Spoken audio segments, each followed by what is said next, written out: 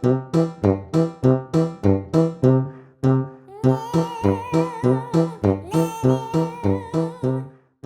迎各位小朋友、大朋友收聽阿貓阿狗說故事。今日我哋要講嘅故事係換帽子遊戲。今日嘅下午，陽光燦爛，微風吹過惠食村小學裏面嘅操場，一班可愛嘅小動物就喺呢間小學裏面學習知識同做人道理。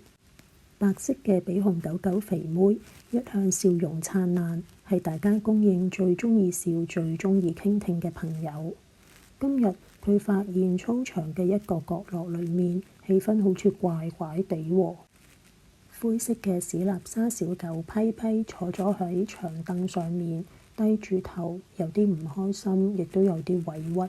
而啡色虎紋貓貓小雞就企咗喺不遠嘅地方，雙手抱胸，個樣有啲嬲。肥妹心諗：奇怪啦，佢哋平時唔係好好朋友嘅咩？點解今日兩個粒聲唔出？頭先上畫畫堂一定係發生咗啲咩事啊！原來頭先上畫畫堂嘅時候真係發生咗一件小事，就係小雞畫畫嘅時候唔小心將啲水彩滴到周圍都係。批批睇到順口就講咗句：小雞，乜你咁唔小心㗎？你睇下你整到周圍污糟晒啦！批批本嚟只係擔心老師會鬧小雞，但係呢句話聽喺小雞嘅耳裏面就覺得好難受同埋好唔高興。小雞心裏面諗：批批喺度笑我，佢係咪嫌我污糟邋遢呢？小雞雖然冇講出口，但係就粒聲唔出收拾畫具，成堂都冇再講過嘢。批批知道佢喺度嬲自己。批批心諗：我只係好心提醒佢之嘛，佢做咩突然間就唔理我喎？係咪嬲我啊？小氣鬼！就咁樣，佢哋兩個大家都冇講清楚自己嘅諗法同埋感受，心裏面各自都多咗一份唔開心同埋唔舒服。放學之後嘅操場本嚟應該充滿笑聲，但係今日就顯得有啲安靜。肥妹行到佢哋兩個中間，同佢哋講：你哋做咩啊？平時唔係最鍾意一齊傾偈、一齊玩嘅咩？小雞同批批異口同聲話：冇嘢啊！佢哋嘴裏面雖然話冇嘢，但係肥妹睇得出佢哋之間應該有啲誤會，但大家都唔肯講清楚。肥妹諗咗一諗，突然間叮一聲：不如我哋嚟玩一個遊戲啊！肥妹跑去攞咗一個箱仔出嚟，裡面裝咗幾頂唔同嘅帽子。肥妹同佢哋講：呢個遊戲叫做換帽子遊戲。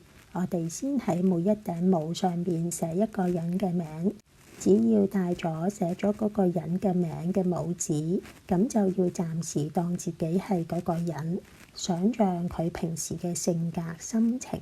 用佢嘅角度嚟到思考。小雞同批批對望咗一眼，雖然覺得有啲怪，不過都點頭答應。肥妹就話啦：咁好啦，小雞你就戴上寫咗批批個名嘅帽子，批批你就戴住寫咗小雞嘅帽子，我呢就戴住寫咗猴子老師嘅帽子，哈哈。就咁樣，一個原本因為誤會而冷冷清清嘅下午，因為一頂帽一個遊戲，慢慢出現咗一啲轉變。肥妹同小雞批批講：你哋而家先眯埋眼，集中精神。小雞，你戴咗批批嘅帽，你而家就要暫時當自己係批批。你諗下，如果你係佢，你當時點解會咁樣講啊？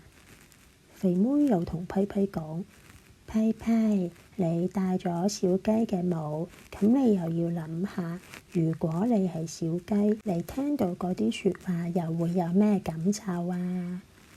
大家慢慢將帽子戴上，沉默咗一陣，嘗試從對方嘅角度思考。然後小雞慢慢講：如果我係批批，我可能都只係擔心老師見到周圍都污糟晒，會怪責我哋。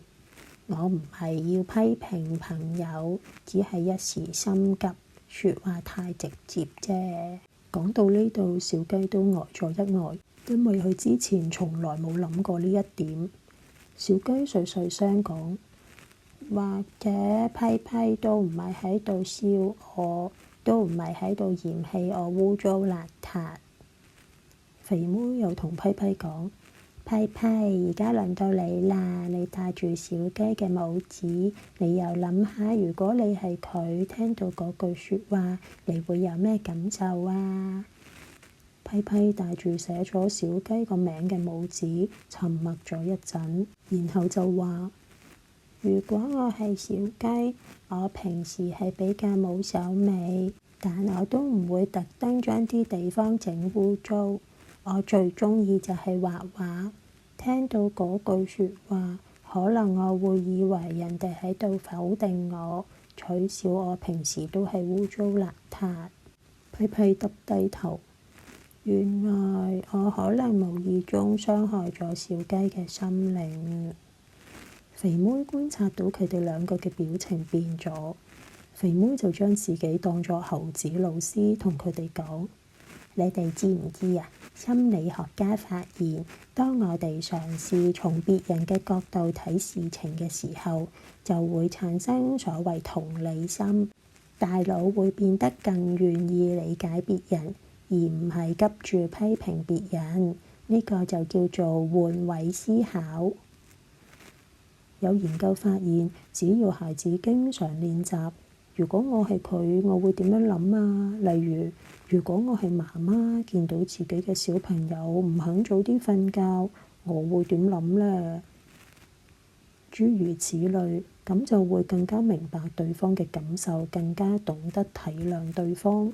呢個時候，小雞抬起頭對批批講，對唔住啊，我都冇問清楚，我以為你喺度怪我笑我。批批亦都同小雞講，我都對唔住啊，我冇顧到你嘅感受，講嘢太直接，太硬崩崩啦。佢哋兩個對望咗一眼，忍唔住哈哈大笑。肥妹好開心咁樣拍手，你哋睇，當我哋願意換一頂帽，心情就唔同晒啦。你哋而家企喺對方嘅立場思考，就會更明白對方嘅感受同心理，咁樣就唔會產生不必要嘅誤會，誤會少咗，理解就會多咗。從嗰日起，當有人做咗一啲事或者講咗一啲説話令自己唔開心，小雞批批就會學習換位思考，問下自己，如果我係佢，我會點樣諗？有時做真係會戴上帽子，令自己更加投入。小朋友，世界上邊每個人都有唔同嘅諗法，有自己嘅感受同立場。如果我哋永遠只係站喺自己嘅角度去睇一件事，咁就會好容易產生偏見，亦都好容易誤會其他人。相反，如果我哋嘗試站喺對方嘅位置諗一諗，就可以更理解對方嘅諗法同埋感受。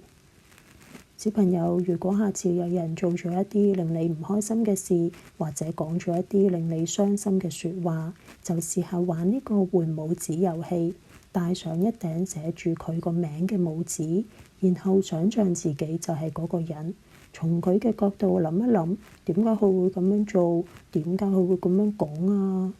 玩咗呢個遊戲之後，睇下自己會唔會有另一番體會？希望透過呢個換帽子遊戲，你哋會學識站喺別人嘅立場去到思考，而唔再只係活在自我中心嘅世界。今日嘅故事就講到呢度。如果你哋喜歡，請你哋點讚、訂閱同分享呢個頻道俾你哋嘅朋友。我哋下次再見。